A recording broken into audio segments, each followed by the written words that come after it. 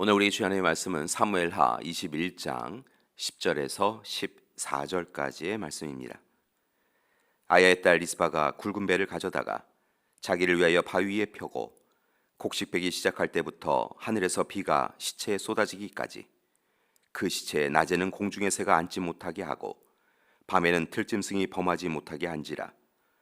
이에 아야의 딸 사울의 첩 리스바가 행한 일이 다윗에게 알려지매 다윗이 가서 사울의 뼈와 그의 아들 요나단의 뼈를 길랏 야베스 사람에게서 가져가니 이는 전에 블레셋 사람들이 사울을 길보아에서 죽여 블레셋 사람들이 벳산 거리에 매단 것을 그들이 가만히 가져온 것이라.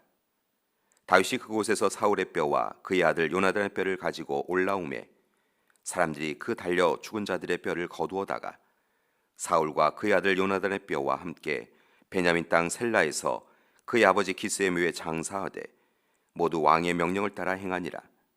그 후에야 하나님이 그 땅을 위한 기도를 들으시니라. 아멘. 오늘 본문이 포함된 사무엘하 21장은 심각한 사건을 전하고 있습니다. 이스라엘에 3년 동안 흉년이 들었습니다. 이에 다윗이 하나님께 여쭈었고 하나님께서는 사울과 그 집안이 기브온 사람을 살해하였기 때문이다 라고 말씀합니다. 즉 이스라엘의 흉년은 단순히 자연적 재해가 아니라 오히려 기브온 사람들의 절규를 들은 하나님께서 행하신 징계임을 알려주십니다. 그렇다면 왜 하나님은 기브온 사람들을 죽인 일을 문제로 삼으셨을까요? 때로 하나님은 이방 모든 사람과 가축까지 다 죽이라 명하실 때도 있으면서 왜 사울이 기브온 사람을 살해한 것을 옳지 않았다라고 하신 것일까요? 실은 신명기 7장의 말씀을 보면 그들도 진멸의 대상이었습니다. 그런데 이후에 여호수아 9장의 말씀을 보면 여호수아의 정복 당시 그들이 먼 나라에서 온 족속인 양 위장하고 하나님의 이름으로 이스라엘과 화친 조약을 맺었습니다. 이를 통하여 그들은 이후에 하나님의 단을 위하여 나무를 베고 물을 깃는 이들이 되었으며 대신에 이스라엘의 해함에서 벗어납니다. 그런데 정확한 이유는 알 수 없지만 사울이 그들을 죽였던 것입니다. 그리고 사울은 하나님의 이름으로 맺은 약속을 깨트린 것입니다. 그래서 하나님은 자신의 이름으로 맺은 약속을 경홀하게 여긴 사울과 이스라엘 백성들을 기뻐하시지 않아서 가뭄, 기근, 흉년이 이스라엘 땅에 있게 하신 것입니다. 이에 다윗은 기브온 사람들을 불러다가 어떻게 해야 할까를 묻습니다.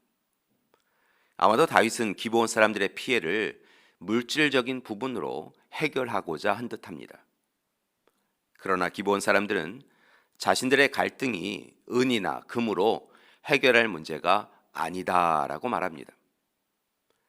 오히려 기브온 사람들은 사울 집안의 남자 7명을 자신들에게 넘겨달라라고 요구합니다. 이를 통하여 기브온 사람들은 자신들에게 악한 일을 저지른 사람과 그 집안의 책임을 묻겠다라고 한 것입니다. 이에 다윗은 아무런 이의를 달지 아니하고 사울의 아들 7을 기브온 사람들에게 보냅니다. 아마도 다윗은 억울한 기브온 사람들을 위로하여 민심을 수습하고자 한 듯합니다. 이제 다윗에게서 사울의 아들들을 넘겨받은 기브온 사람들은 그 7명의 사람을 사울의 고향인 기브아의 산에 있는 나무에 매어 달아 처형합니다. 성경은 이때가 보리배기 시작하는 때, 즉 태양력으로 4월경이었다라고 말합니다. 그런데 이번에는 이 일로 인하여서 또 다른 문제가 발생합니다.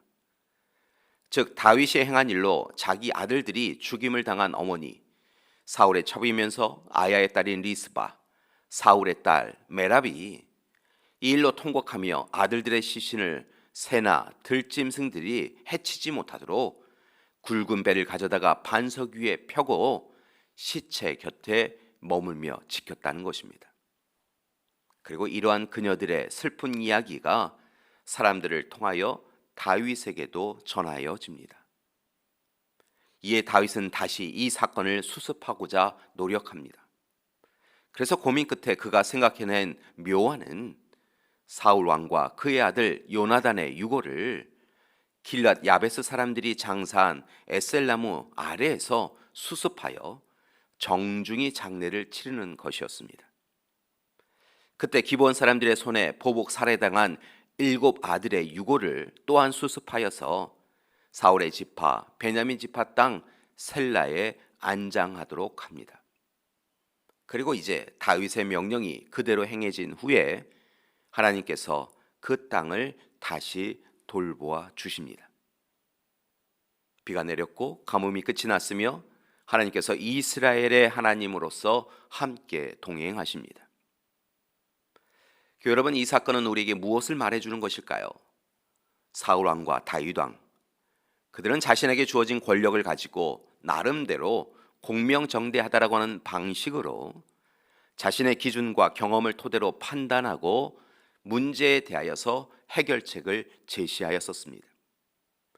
그런데 그들의 해결책은 결국 해결책이 될 수 없었습니다. 해결이 아니라 오히려 문제를 더욱더 발생시켰습니다. 왜냐하면 그것은 실은 하나님의 뜻이 아니었기 때문입니다. 오히려 모든 문제를 해결하는 계기가 된 것은 희생당한 이들의 탄원이었습니다. 특별히 희생당한 이들의 가족, 어머니의 기도를 들으신 하나님께서 왕으로 하여금 희생당한 이들의 아픔과 상처를 돌보아주게 하신 후에야 하나님께서 흉년을 비롯한 이스라엘의 문제를 해결해 주셨던 것입니다.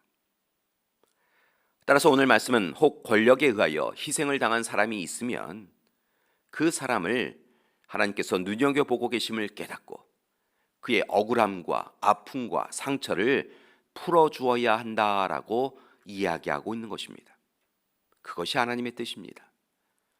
그리고 그렇게 아픔당한 자, 약자, 희생자를 돌보라 하신 하나님의 뜻을 이룰 때 하나님 나라가 이루어지는 것입니다. 여러분, 신앙은 다분히 개인적이지만 또한 그리스도인은 사회적 책임을 다해야 합니다. 하나님께서 가정과 교회를 통하여서 하나님 나라를 경험하도록 해 주신 것은 우리가 이루고 또한 가야 할 하나님 나라가 한 사람이 아닌 우리가 함께 이루어 가야 하는 것임을 분명하게 알려주신 것입니다.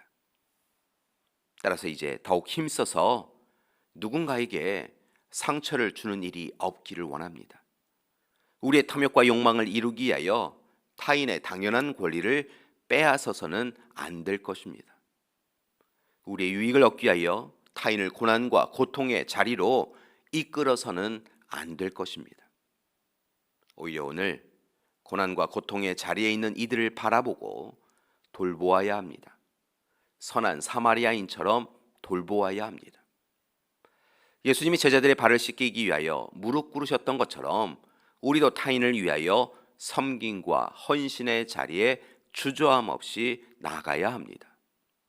그때 다윗이 하나님의 말씀에 순종하여 아픔당한 이들을 위로하였을 때 이스라엘의 흉년, 가뭄이라고 하는 어려움이 해결된 것처럼 우리의 삶에도 하나님이 주시는 은혜가 가득할 것입니다. 교회 여러분, 오늘 하루도 하나님의 뜻을 이루면서 위기와 재앙을 극복해 가시는 하루 되시기를 간절히 기도합니다. 사랑의 하나님, 오늘 이 시간 이스라엘 백성들이 겪는 아픔과 슬픔이 실은 그들이 작고 연약한 자, 그들보다 힘이 없는 자를 가볍게 여기고 함부로 대하였기 때문인 것을 우리가 함께 보고 깨닫습니다. 하나님, 혹 우리의 삶의 자리는 어떻습니까? 하나님의 사람이지만 하나님의 뜻이 아닌 우리의 탐욕과 욕망을 위하여 또 다른 하나님의 사람들을 핍박하고 억압하고 있는 것은 아닙니까? 하나님, 그 모든 일을 하나님이 기뻐하시지 않는다라고 하는 것을 깨닫고 이제 회개하고 돌이켜서 모두 다 함께 하나님의 뜻을 이루어가는 우리 될 수 있도록 도와주시옵소서. 이스라엘 백성들이 고아와 과부와 이방인을 돌보았던 것처럼 오늘의 이 시간, 이 시대에 아파하는 자, 상처받은 자, 눈물 흘리는 자들을 우리가 기억하고 돌볼 수 있도록 도와주시옵소서. 이제는 우리 주 예수 그리스도의 은혜와 하나님의 극진하신 사랑하심과 성령님의 함께 하시게 하시는 귀한 역사가 오늘 이 시간 허락하신 약속의 말씀을 붙잡고 더욱 힘써서 하나님의 사람으로 서로를 돌보고 살피며 위로하며 살아가기로 작정하는 우리 믿음의 가족들 위해 지금부터 영원토록 함께 하시기를 간절히 축원하옵나이다. 아멘.